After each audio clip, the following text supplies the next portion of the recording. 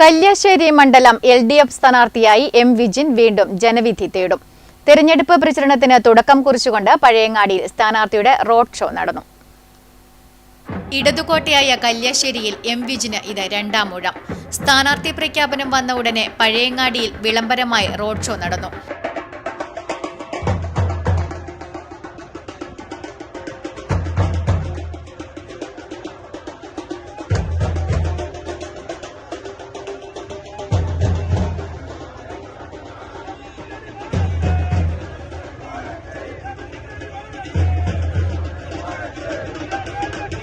LDF Kalliasseri മണ്ഡലം സ്ഥാനാർത്ഥി M. വിജിനെ ആനയിച്ച് പഴയങ്ങാടിയിൽ നടന്ന റോഡ് ഷോ ജനപങ്കാളിത്തം കൊണ്ട് ശ്രദ്ധേയമായി.